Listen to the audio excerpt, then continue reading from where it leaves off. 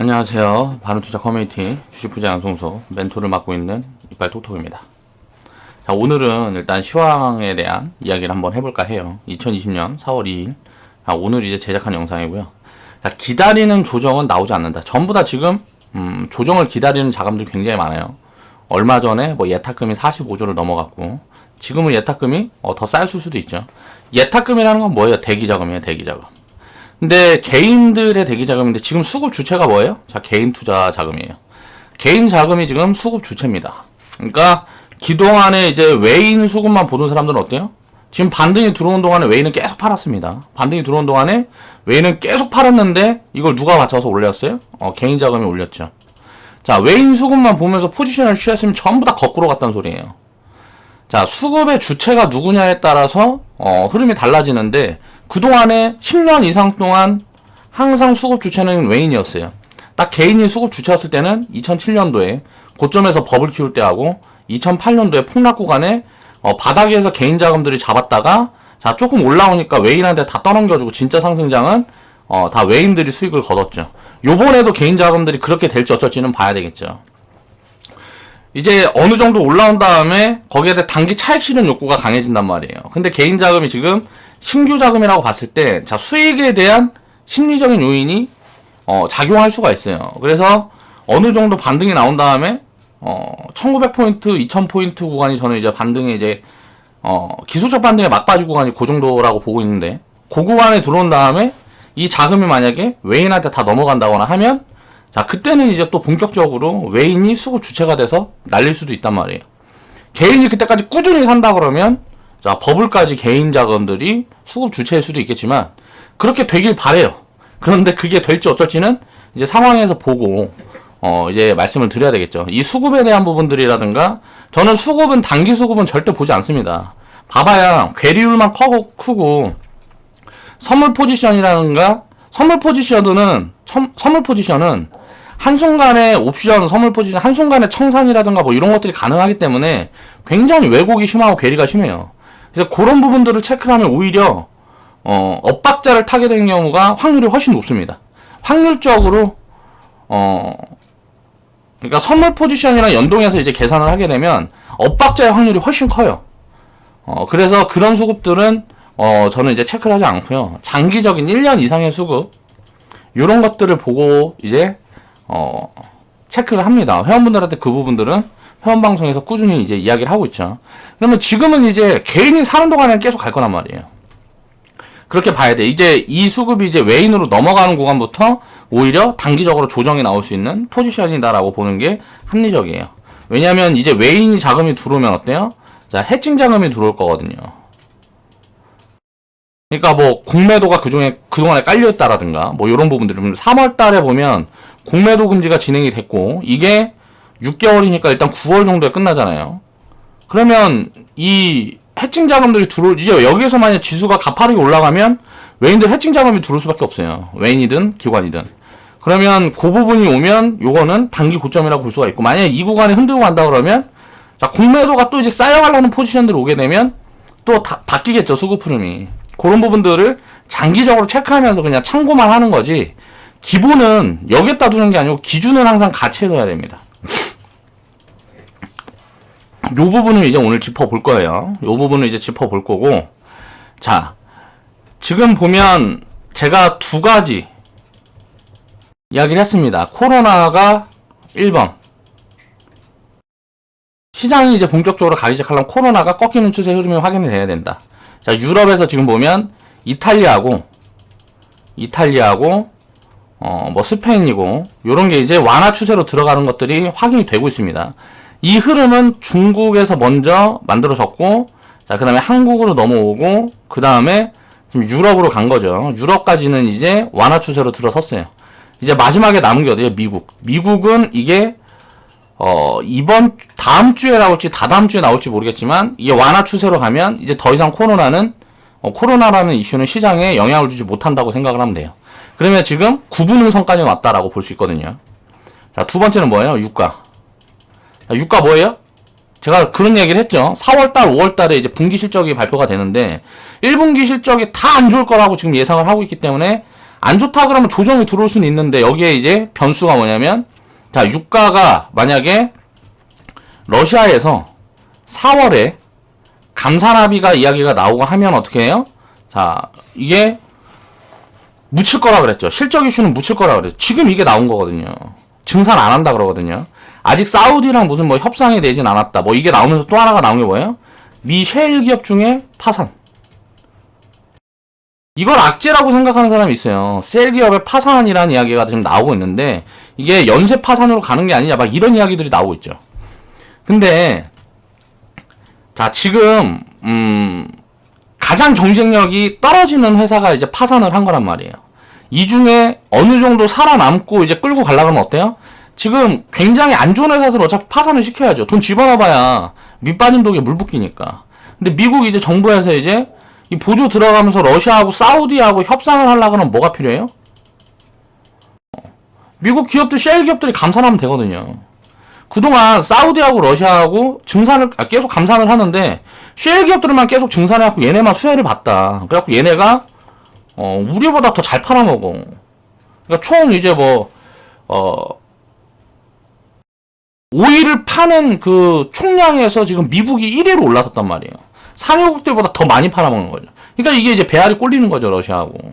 사우디는 러시아가 트니까 이제 핑계거리가 생기니까 미국이랑 이제 우방이니까 미국 눈치를 봐야 되는데 러시아가 먼저 틀어주니까 이건 핑계거리가 생기니까 오히려 증산을 하고 하는 거란 말이에요. 그런데 지금 가격에서 이제 증산하진 않겠다 러시아가 이제 발표를 하고 일단 한 발 뒤로 뺐어요. 그래서 미국이 딱 손만 들어주면 어때요? 자, 이거는 이제 유가는 이제 폭등으로 가겠죠. 자, 그러면 이런 흐름들로 진행이 된다 그러면 어때요? 자, 4월달, 5월달에 분기 실적들은 다 이제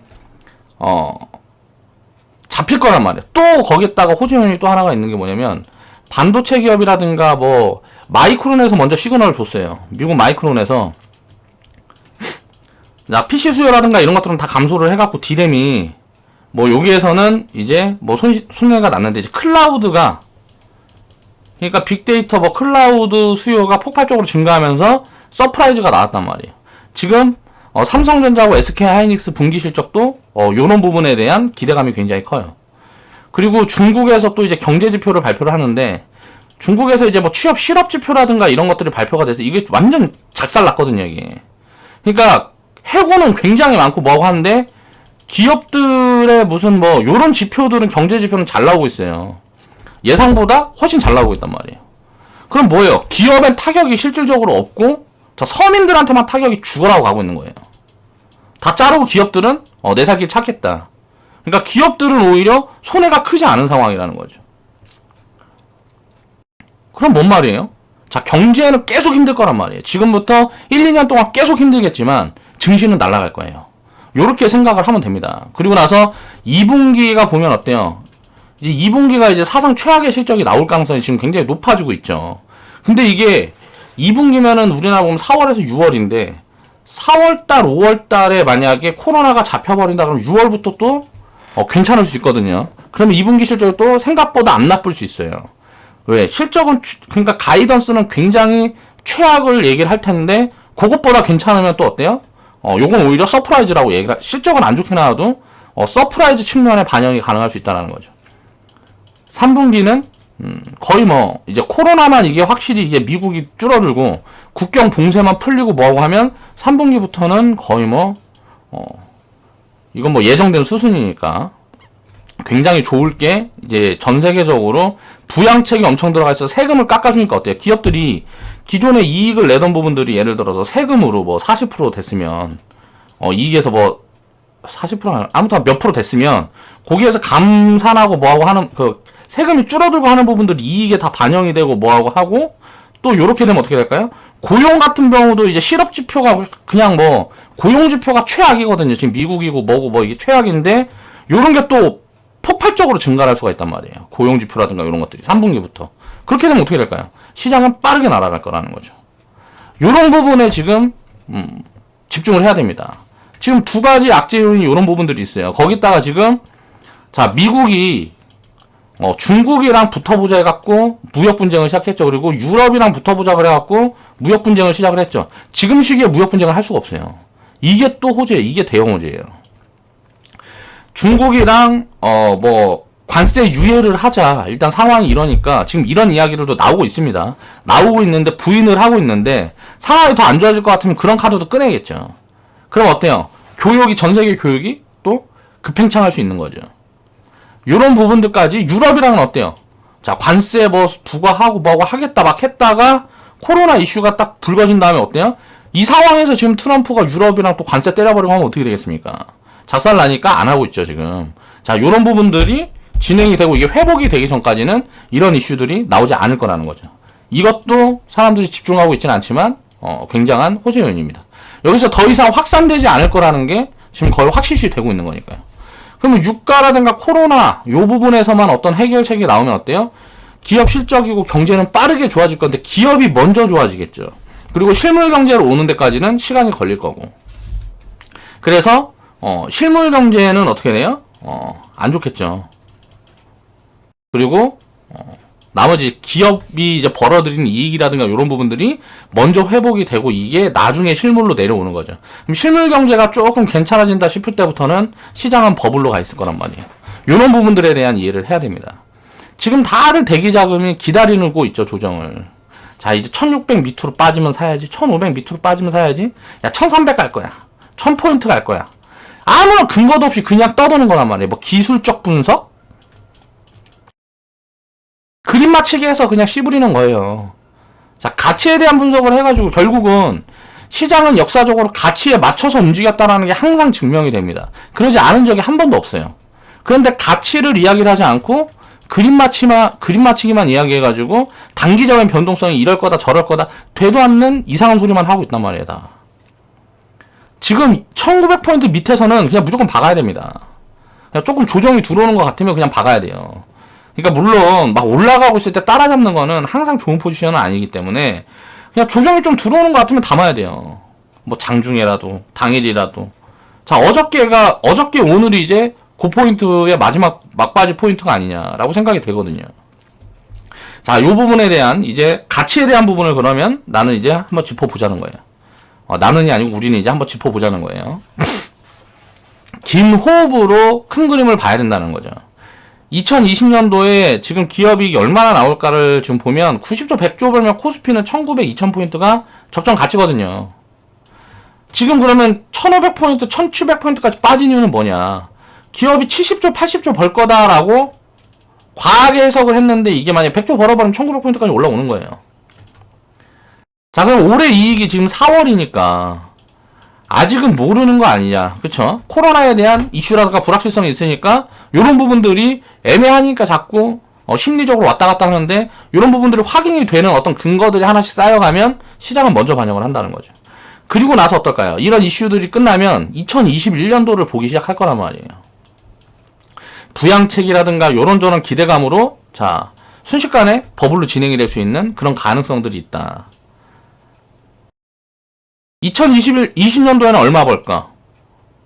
그냥 90조에서 100조 정도 보이거든요, 저는. 90조면 1800포인트, 100조면 2000포인트예요. 자, 1900포인트, 2000포인트가 오면 일단은 밸류상 애매한 포지션이기 때문에 올해 여기에서는 이제 한번 조정에도 횡보 박스권 조정이 들어오든지 하락 조정이 들어오든지 할 수가 있는데 그 밑에서는 조정을 지금 겁낼 구간이 아니란 말이에요.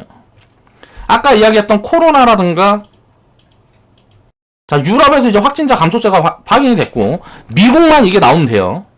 자, 유가도 지금 어때요? 사우디랑 러시아랑 먼저 감산 합의를 뭐 이야기를 하다가 그게 불발이 되니까 사우디에서 증산을 하고 막 이런 흐름들이 나왔는데 자, 러시아가 발을 뺐죠. 러시아 증산 안 하겠다.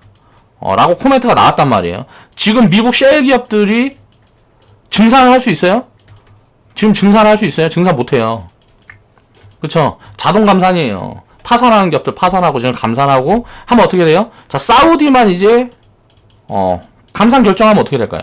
사우디만 감산 결정하면 이제 유가는 움직이는 거예요. 거기다가 코로나가 잡혀서 봉쇄 풀리고 소비가 살아나면 어때요? 유가는 폭증하겠죠. 유가 수요가 폭증할 거란 말이에요.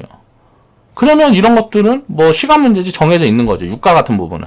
코로나 같은 경우는 불확실성이 있다고 하지만 이제 2차 감염이 만약에 진행이 돼서 이게 뭐 내년까지 진행이 돼버리고 하면 전 세계 금융위기 온다고 봐야 되고 그렇게 되면 이제 대응을 어떻게 할 거냐 고민을 해봐야 되겠죠.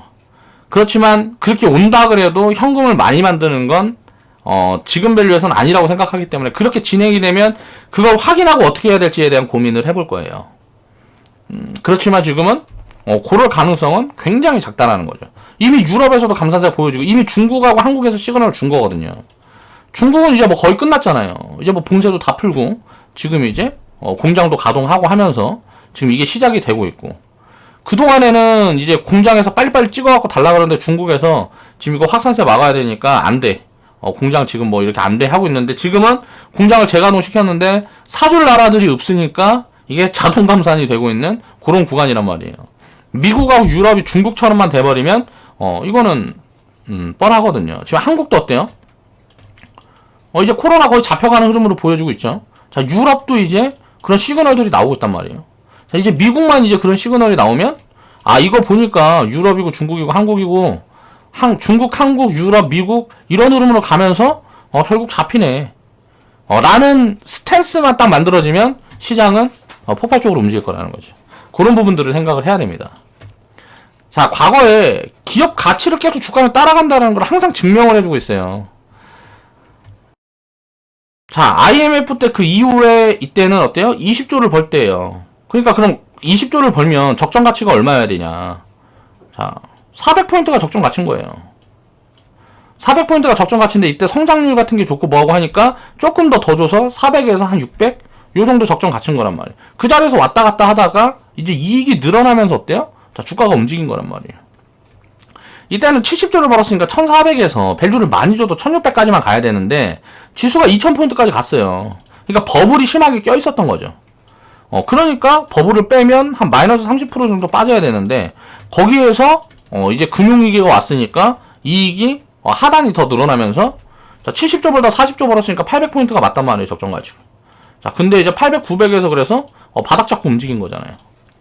자, 그리고 기업이익이 40조에서 100조까지 회복한 다음에 지수는 2000포인트 온 거예요. 자, 2000포인트에서 자, 더 이상 성장도 안 보이고 여기에서 더 나빠질 것도 없다. 라고 하면서 지수는 어때요? 자, 이 100조 구간, 자, 2000포인트 내에서 놀고 있었던 거예요. 그리고 2017년도에 반도체 초호황이 시작이 되면서 기업이익이 135조까지 올라가니까 지수 포인트가 2700까지 가야 되는데 2600에서 멈춘 거죠. 2600에서 멈춘 이유는 뭐예요? 미중 무역 분쟁 때문이죠. 자, 버블로 들어가기 전에 미중 무역 분쟁 때문에 멈춘 거예요. 그러다가 2018년도에는 145조. 자, 실적이 잘 나올게. 이때가 이제 사상 최대 실적이었죠. 주가는 어때요? 미리 빠져 있었던 거예요. 왜? 미중 무역 분쟁으로 자, 실적이 자, 110조로 내려올 거. 요런 것들을 미리 반영해서 과매도가 진행이 되니까 2000포인트까지도 빠졌었던 거죠. 그리고 나서 야, 이거 보니까 까보니까 110조 버네 해서 2200포인트까지 올라갑니다.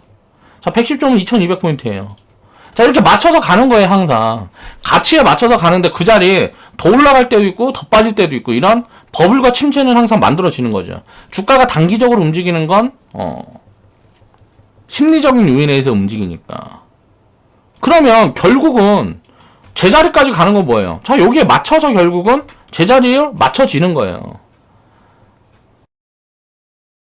가치라는 걸 연동하고 있다는 걸 이해를 해야 된다는 거죠. 그럼 지금 90조, 100조 벌면 90조 벌면 1800포인트. 자, 이 100조 벌면 2000포인트. 지금 지수 포인트가 어디예요? 1700포인트.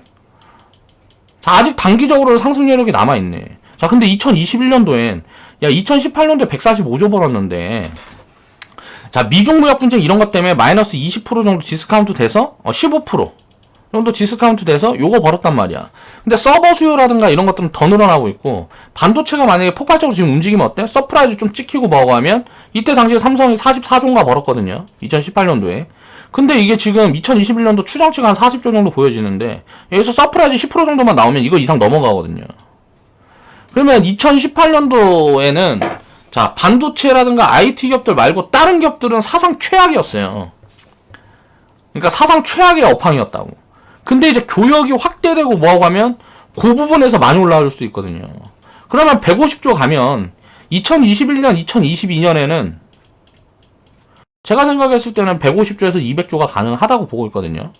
기업이익들이 이렇게 진행이 되고 없었던 수요가 생기니까 유럽에서도 이 부분이 마무리되면 어떻게 될까요? 자, 전기차에 대한 또 신사업 프로젝트가 쫙쫙쫙 진행이 되겠죠. 자동차 무슨 뭐 이런 부분들에 대한 뭐가 이게 근데 이거는 이제 지금 유럽이 너무 크게 맞아서 조금 더 딜레이 될 수도 있다고 생각을 해야 되고, 딜레이 돼봐야 어차피 1년, 2년. 그러면 이쪽에서 폭발적인 이익이 찍히겠죠, 또. 그리고 뭐, 여러 가지 것들이 있죠. 지금 뭐 신산업뿐만이 아니고 기존 산업들도 더 이상 안 좋아지기가 힘든 구간까지 갔단 말이에요. 그러면 이제 그 자금들이 기존 산업이 지금 투자를 할 때 기존 산업에만 투자를 할 거 아니란 말이에요. 포스코가 어디다 투자를 하고 있어요. 포스코가 보면 포스코 케미칼. 자, 2차전지 쪽에 투자를 하면서 어때요? 활로를 모색하고 있죠. 돈이 많거든요, 포스코가. 자, 기존에 있는 산업들도 현금으로 갖고 있는 게 아니고 이제 시장이 돌아서고 뭐하고 하면 자동차고 철강이고 기존에 있던 산업군들은 돈이 엄청 많아요. 자, 금융 섹터들도 지금 뭐 유보율이 엄청납니다. 금융만이 아니고 무슨 뭐 기존에 있는 건설 기업들도 유보율이 많아요. 그러니까 과거처럼 막 부실한 막 부채가 엄청 많고 이렇지가 않단 말이에요. 자동차 같은 경우는 지금 부채가 많아요. 그래서 자동차 쪽은 조금 애매하긴 한데 2차 전지라든가 뭐 전기차라든가 뭐 여러 가지 요인들로 인해서 조금 뭐 구조 조정이 이미 진행이 되고 있으니까 자동차 회사들은 그런 부분들이 좀 재편되는 그림이 나올 것 같고, 철강 회사들이라든가 이런 데들은 돈이 되게 많아서 이런 투자금들이 급속도로 늘어날 수 있다라는 거죠. 금융 회사들도 뭐예요? 지금 보면 이제 정부에서 돈 막 줄 테니까 니네들이 해내잖아요. 뭐 RP 무제한 매입 막 이런 거 나오잖아. 야, 니네들 돈 써라, 빨리빨리 돈 빌려주고 뭐하고 해라. 요런 것들이 확대되고 뭐하고 하면 이런 부양책 효과들이 입혀질 거라는 거죠. 그러면 2021년도에는 보수적으로 잡아도 제가 봤을 때는 1200포인트, 120조에서 150조는 벌 것 같거든요. 그러면 이 사이면은 2400포인트에서 3000포인트인데, 자, 이게 만약에 2022년도에는 그럼 어떻게 될 거냐? 2022년에는 저는 150조 무조건 넘어갈 것 같거든요. 기업 이익들이. 근데 여기에 이제 변수가 있는 부분들은 생각을 해봐야 되는 게, 자, 세금이라든가 지금 물가라든가 이런 게 저물가고 금리가 이렇게 낮은데, 요런 부분들이 물가가 움직이기 시작하면, 유가로 인해서 물가가 움직이기 시작하면 금리가 움직일 텐데, 요런 부분에서 어떻게 될 거냐, 라는 걸 살펴야 되겠죠. 자, 요렇게 되게 되면, 이거는 이제 시장이 재편될 거예요. IT고 바이오고 뭐 다 꺼지고 뭐고 할 거니까. 그럼 금리 인하 시점이 언제까지 진행이 될 거냐, 요런 부분들을 봐야 되는 거죠. 시장의 버블이 생각보다 빨리 들어가 버리면 금리 인상이 급하게 진행이 될 수 있어요. 그러면 많이 망하겠죠. 그러면 진짜 금융위기가 올 수도 있다라고 생각을 해야 되는 거예요. 그래서 미래에 대한 부분들은 1, 2년을 보면 지금 굉장히 괜찮은데, 이게 뭐 이제 그 다음으로 놓고 보면 이게 어떻게 될까를 생각을 해보면 그 다음에는 또 무언가 리스크가 나올 수 있지 않을까. 그래서 이런 부분들에 대한 이제 뭐 정책적인 부분들이라든가 이런 것들을 살펴가면서 또 투자를 해야 되겠죠. 지금 당장은 빠지는 걸 걱정할 구간이 아니라는 거예요.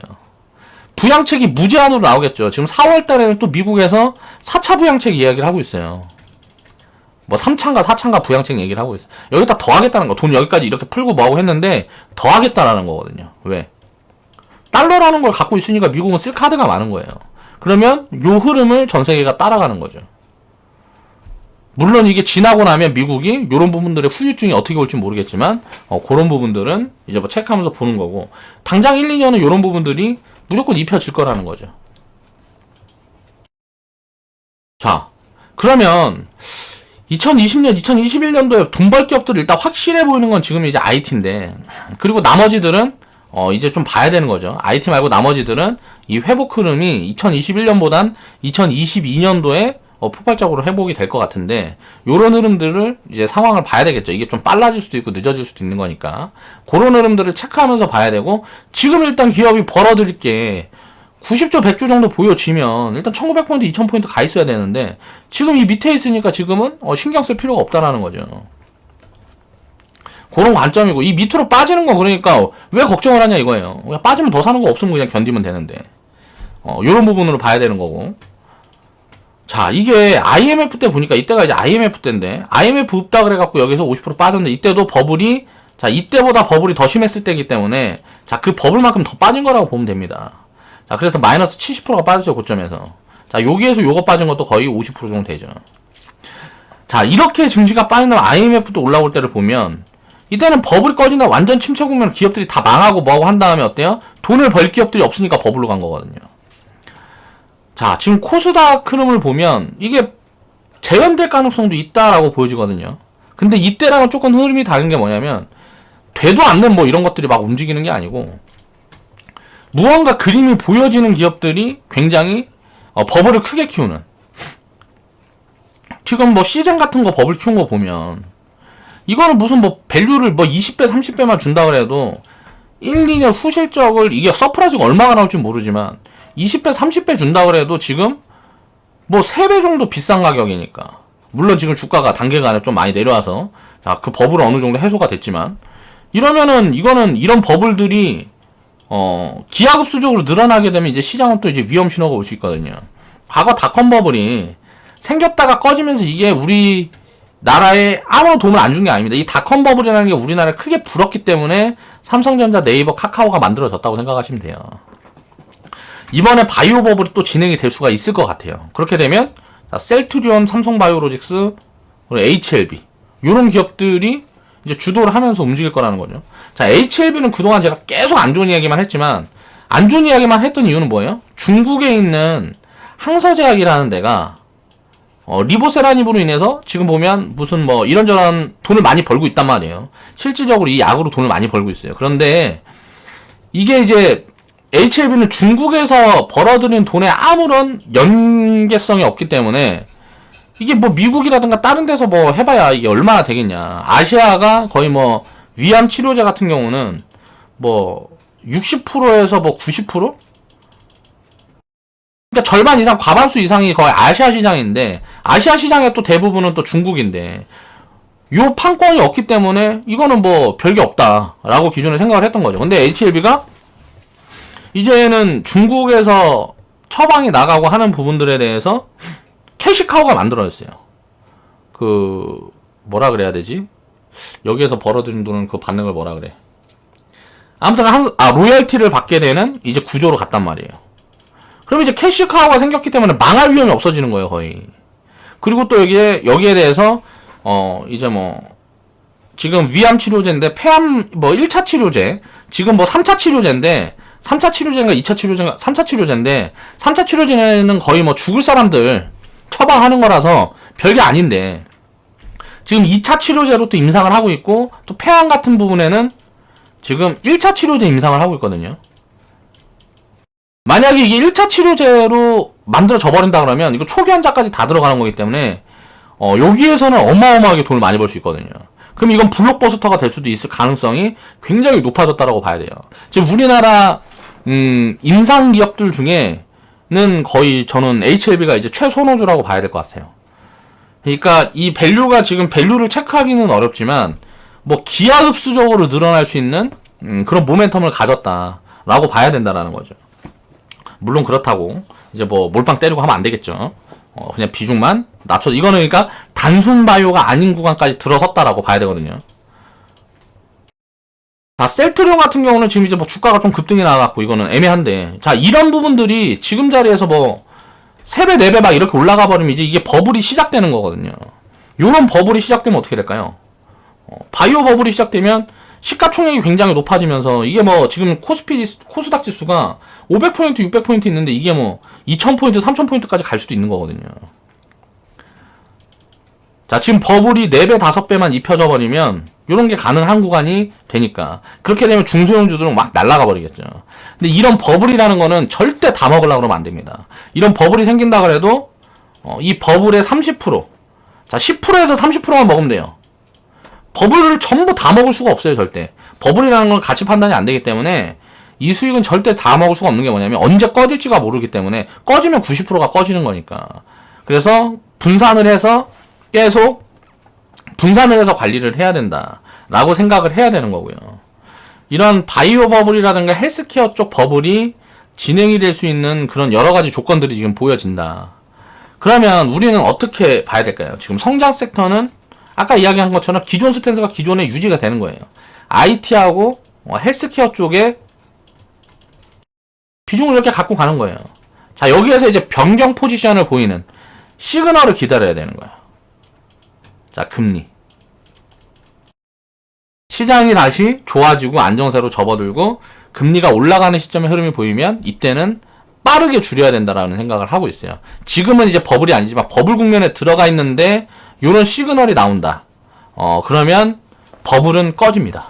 그러니까 요런 포지션들을 기다리면서 그 전까지는 이런 어떤 시그널이 나오기 전까지는 요 비중을 유지를 해서 운영을 하면서 여기서 수익 나오는 거 더는 걸 가지고 이게 수익이 나면 나 70%인데 70% 비중을 갖고 있는데 이게 수익이 50%가 나고 100%가 나면 어때요? 비중이 더 많아져 버리잖아요. 이 30% 있는 애들은 많이 못 올라가고 이게 올라가는 속도가 더 빨라지면 어떻게 될까요? 비중이 이게 더 많아지죠. 이 비중을 덜어서 계속 맞추는 거예요. 가치주 섹터로. 그 다음에 어때요? 이게 버블이다라는 흐름이 보여지면 자 가치주 섹터 비중을 유지를 하고 요거는 비중을 줄이면서 현금을 만들어가는 거죠. 그러면 이 버블 구간까지 기다리는데 버블이 되기 전에 만약에 금리 인상 시그널이 나온다. 그럼 어떻게 해야 될까요? 자 요쪽 비중을 줄여서 이쪽으로 늘려야죠. 비중을. 그런 부분들에 대한 이제 체크 포인트가 필요하다.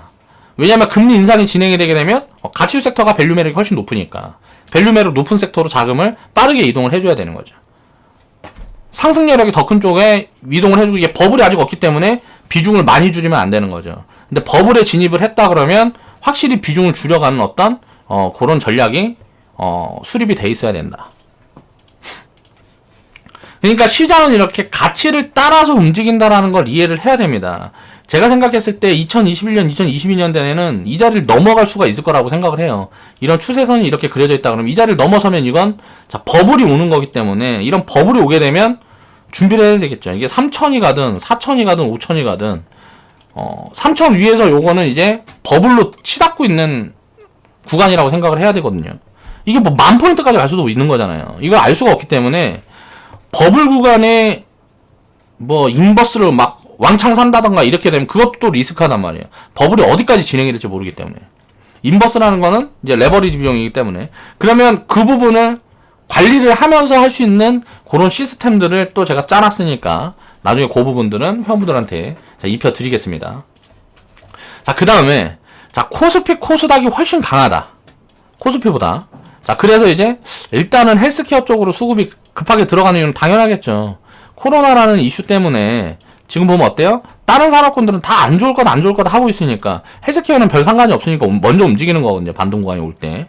그런데 이게 이제 어때요? 코로나가 잡히고 뭐고 하면 요 부분들이 흐름이 바뀔 수 있단 말이에요. 그 부분을 체크를 해야 돼요. 그게 바뀌는지 아니면 기존 스탠스가 그대로 유지가 되는지. 그런데 이제 그게 바뀌기 전에 만약에 이 이슈가 있는 동안에는 일단 4월달에서 6월달까지는 이 이슈가 살아있을 거 아니에요? 그럼 지금부터 2개월, 3개월 내에는 헬스케어 섹터 자체가 강할 수 있다는 거죠.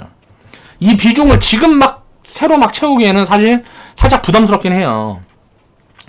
그러니까 우리는 이제 미리 준비를 해놨기 때문에 이 부분에 맞춰서 이제 대응을 하는 거고 이 비중이 약한 분들은 지금이라도 일단 채워야 되는 거죠. 근데 이제 움직이고 이슈가 있는 종목들을 따라다니는 게 아니고 그런 이슈가 없는 종목들을 봐야 되는 거예요. 아무런 이슈가 없는 종목들을 봐야 돼요. 이슈가 붙어갖고 주가가 버블 구간에 들어와 있고 많이 올라가 있는 종목들은 굉장히 리스크합니다. 이제 더 올라갈 자리는 점점점 얕아지고 내려갈 자리가 커지는 거죠. 그런데 이제 거의 소외된 기업들, 그런 바이오 기업들을 본다든가 이제 헬스케어, 그러니까 내가 밸류 매력이 잡혀있는 게 마음이 편안하다 싶으면 그런 쪽에 당연히 비중이 많아야 되고요. 그렇게 해서 헬스케어 섹터는 지금 보면 의료장비 기업들이라든가 제약 기업들은 굉장히 싼 기업들이 많아요. 그런 기업들을 찾아서 베이스를 딱 맞춰놔야 된다. 자, 코스피보다 코스닥이 강한 이유는 간단합니다. 코로나 때문이고요. 자, 반등이 코스닥이 훨씬 강한 이유는 자, 헬스케어 장세가 시작이 됐는데 자, 바이오 코로나 진단 테마들이 쫙 올라오면서 지수 끌어올려줬고요. 시즌 같은 게 뭐 시총 3위, 2위까지 올라오면서 쫙 올라온 거고. 자, 그 다음에 이제 코로나 치료제 요런 것들이 많이 올라왔죠. 근데 이거는 이제 단발성이라고 봐야 되고 진단 테마 쪽은 이제 거의 끝물 가까이 온 거라고 보면 되고 후발주 뭐 몇 개나 움직이나 할 거고 치료제 쪽은 이제 이 테마가 끝나도 다른 걸로 엮일 수가 있거든요. 계속 요런 것들은 좀 장기 테마라고 보면 돼요. 그래서 지금 야, 이건 어떻게 설명하기가 되게 어렵네. 아무튼 이건 이제 회원방송에서 자세하게 다뤄보고 나머지 이런 이슈가 하나도 없는 기업들이 지금 소외되고 있지만 이슈가 하나도 없는 기업들이 저는 장기적으로 굉장히 좋아 보입니다. 그런 부분들을 이제 체크를 해야 된다. 자, 코스피 코스닥을 보면 2018년도 10월달, 8월달에는 어때요? 항상 코스닥이 더 빠졌습니다. 그러면서 이제 뭐 바이오라든가 뭐 임상기업들 뭐라 그래야 돼? 막 임상 실패 내용도 막 줄줄이 발표되고 하면서 센티가 최악으로 갔다가 요 폭락을 맞으면서 다 털렸다고 보면 돼요. 보면 어때요? 코스피가 36% 빠질 때 다른 때는 코스피가 무슨 10%에서 20% 빠지고 코스닥은 거의 뭐 한 30% 이상씩 빠졌거든요. 다 10월달도 그렇고 8월달도 그렇고 30% 뭐 20%. 그러니까 코스피보다 거의 한 10% 20%가 더 빠졌어요. 그러니까 10% 이상이 더 빠졌는데 코스닥이 코스피보다 2018년도 10월달, 19년도 8월달에는 10% 이상씩이 더 빠졌습니다. 코스피보다. 근데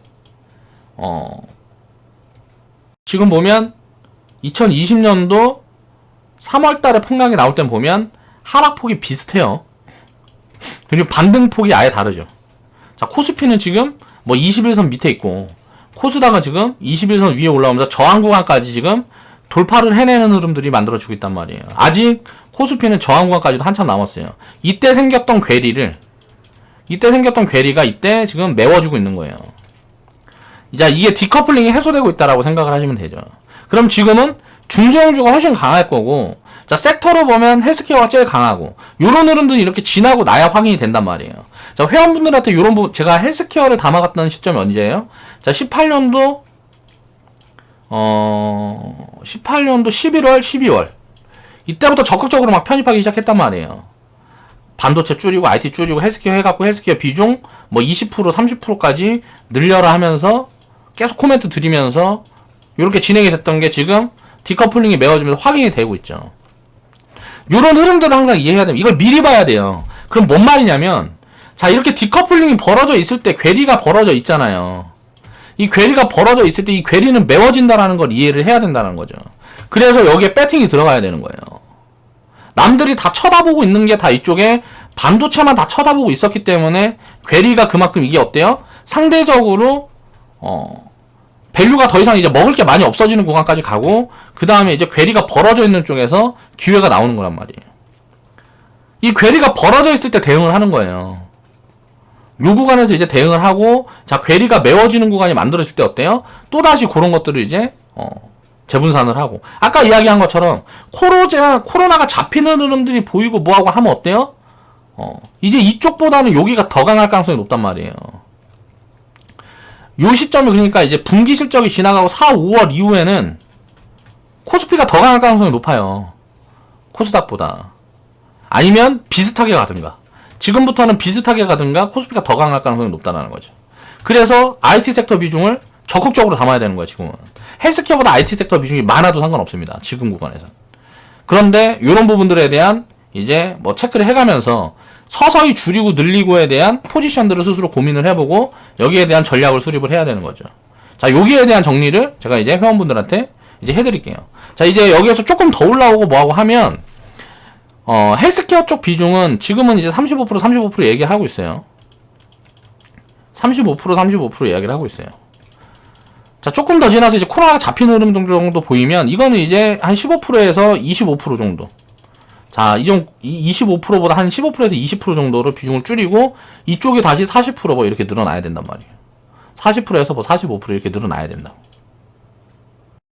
40%에서 50% 이렇게 늘어나고 이렇게 줄여야 된다는 거죠. 자, 이런 흐름들을 이해를 해야 됩니다. 이렇게 됐을 때 야, 코스닥이 강하네 하면서 우르르 들어가는 게 아니에요. 이제 늦은 거예요. 이제는 늦은 거예요. 비중을 천천히 다시 코스피 쪽으로 옮겨가야 되는 거예요. 이 괴리율이 메워지면, 이게 메워지는 구간이 지금 보면 이제 만약에 700포인트가 여기가 넘어간다.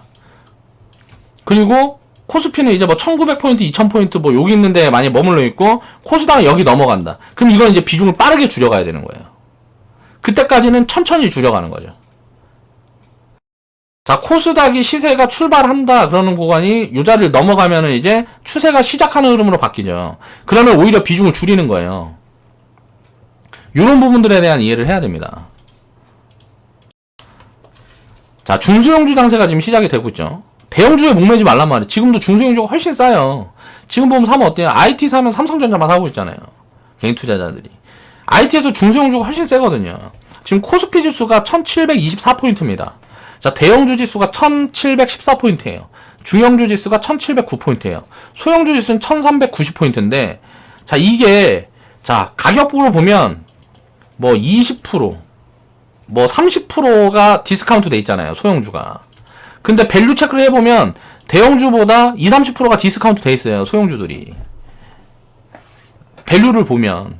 이게 맞춰서 가야 되는데, 이게 소형주만 소외되다 보니까 요런 흐름들이 만들어져 있다. 소형주도 아까 이야기한 것처럼 19년도 8월이라든가 18년도 10월 달에 폭락이 나왔을 때 보면 훨씬 많이 빠졌습니다. 대형주보다. 근데 대형주보다 많이 빠지는 폭이 10% 미만으로 잡히잖아요.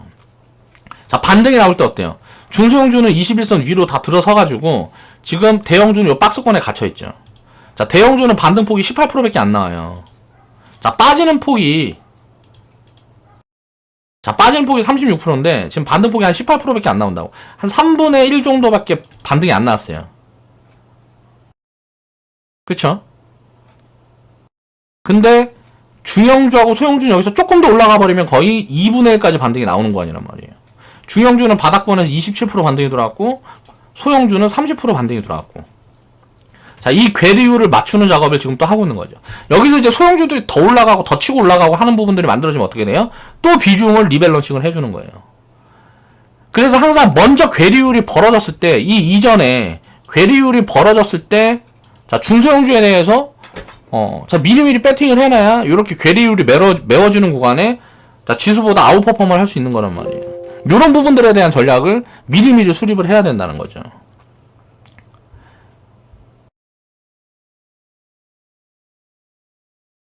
지금부터 이제 기다리는 조정은 쉽게 나오지 않을 가능성이 높습니다. 그러니까 조정을 너무 기다리는 포지션을 지금은 취하면 안 돼요. 왜냐하면 가치에 대한 부분들을 자, 이걸 근거로 해놓고 1900포인트라든가 자, 2000포인트가 거의 올해 적정 가치예요. 올해. 주가는 선반영하기 때문에 이 구간에 도달한다 그래도 이 구간에 도달하는 게 만약에 올해 상반기 지금 뭐 1년을 딱 절반으로 잘라놓고 보면 자, 6월 자, 12월 나누면 상반기 중에 이게 반영이 만약에 돼버리면 자, 1900, 2000포인트까지 와버리면 이거는 이제 조정의 확률이 훨씬 커지는 거예요. 근데 뭐 하반기 가서 9월, 10월까지 이렇게 천천히 만약에 회복이 돼버리면 요거는 이제 조정이 쉽게 안 나올 가능성이 더 높아져요. 자, 상반기에 1900, 2000포인트까지 도달을 해버리면 조정의 확률이 70% 이상이라고 보면 됩니다. 그러면 현금을 5% 정도, 자, 10% 정도 만들어 볼 거예요. 우리 회원분들은. 이게 만약에 하반기에 이자를 도달하면 현금은 안 만들 겁니다. 자, 이렇게 이해를 하시면 돼요.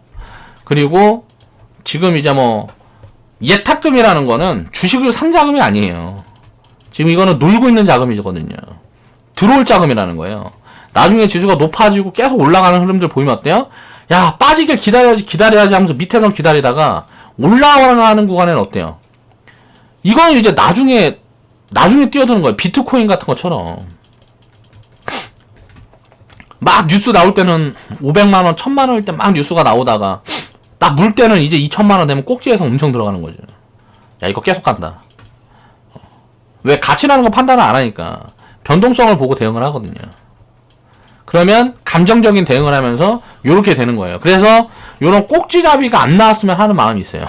개인 자금들이. 그러니까 지금 들어가는 자금들은 지금 이제 개인 자금들이 계속 들어오는 자금들은 뭐 10조가 들어왔니, 12조가 들어왔니 하면서 언론 보도가 막 되고 있는, 이건 다 이기는 자금이에요. 근데 이제 버블이 오고 시장이 진짜 높은 자리로 들어서면 이거에 막 10배 되는 자금이 들어올 거라고. 뭐 5배 되는 자금이 들어올 거라고요. 40조고 50조고 100조고 들어온다고요. 진짜 시장이 버블로 진행이 되면. 2007년도에 그게 확인이 됐죠. 전 국민이 다 사. 전 국민이 막 적립식 펀드 막 분불어가지고 왜? 돈 번 사람들이 보이거든요. 부동산에 돈 벌어오는 사람들이 보인다 그랬을 때 어때요? 부동산이 막 올라간다, 강남 올라간다, 30대들 다 따라잡아 해갖고 고점에 다 잡아줬잖아요.